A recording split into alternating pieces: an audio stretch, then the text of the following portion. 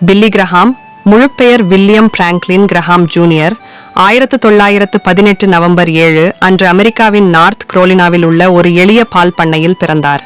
சாதாரண குடும்பத்தில் வளர்ந்தாலும் தேவன் அவரை உலகின் மிகச்சிறந்த சுவிசேஷ பிரசங்கிகளில் ஒருவராக உருவாக்கினார்.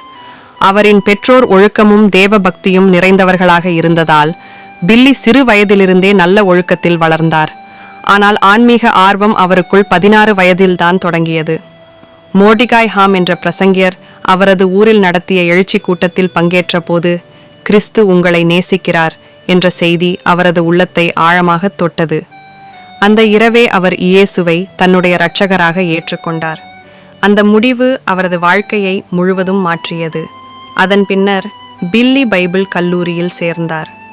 புளோரிடா பைபிள் இன்ஸ்டிடியூட்டில் படிக்கும் நாட்களில் தனிமையான இடங்களில் மணிக்கணக்கில் ஜெபித்து, கர்த்தாவே, என் வாழ்க்கையை உமது ராஜ்யத்துக்காக உபயோகியுங்கள் என்று தேடினார். பின்னர் அவர் வீட்டன் கல்லூரியில் படித்து சீன மிஷனரிகளின் மகளான ருத் பெல்லை மணந்தார். ஆரம்பத்தில் பாஸ்டராக பணியாற்றிய அவர் உலகத்துக்கு சுவிசேஷத்தை அறிவிக்க தேவன் தன்னை அழைக்கிறார் என்று தெளிவாக உணர்ந்தார்.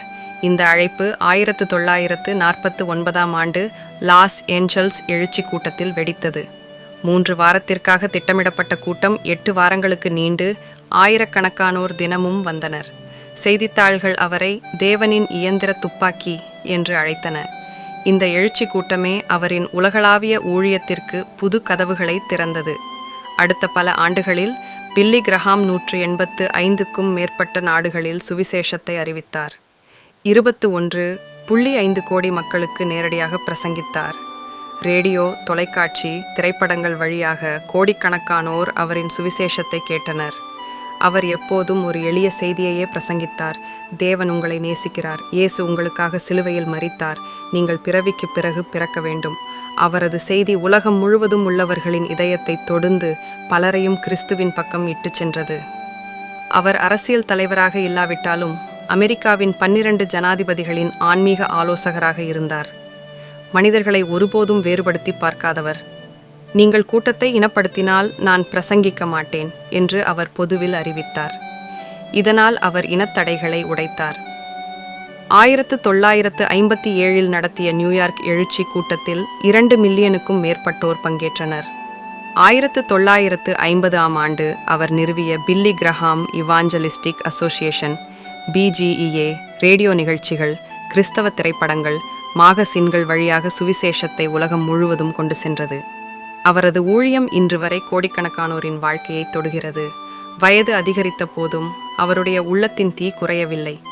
2005 நடந்த அவரது இறுதி எழுச்சி கூட்டத்திலும் அவர் அதே உற்சாகத்தோடு பிரசங்கித்தார். அவர் வாழ்க்கை புகழுக்காக அல்ல, கீழ்ப்படிதலுக்காக. அவர் உண்மையை பேசினார், சுவிசேஷத்தை அறிவித்தார், மக்களை கிறிஸ்துவின் பக்கம் திருப்பினார். 99 வயதில் பில்லி கிரஹாம் அமைதியாக தேவனடியில் சேர்ந்தார். அவர் மறைந்த போதும் அவரது ஊழியம் நிற்கவில்லை. அவர் விட்டுச் சென்ற சாட்சி, புத்தகங்கள், பதிவுகள், போதனைகள் இன்னும் உலகம் முழுவதும் மக்களை கிறிஸ்துவிடம் இட்டுச் சென்று கொண்டிருக்கின்றன. ஒரு சாதாரண பால் பண்ணை சிறுவனை தேவன் எடுத்து தேசங்களையும் தலைமுறைகளையும் குலுக்கிய பிரசங்கியாக மாற்றினார். பில்லி கிரஹாமின் வாழ்க்கை நமக்கு ஒரு உண்மையை கற்பிக்கிறது.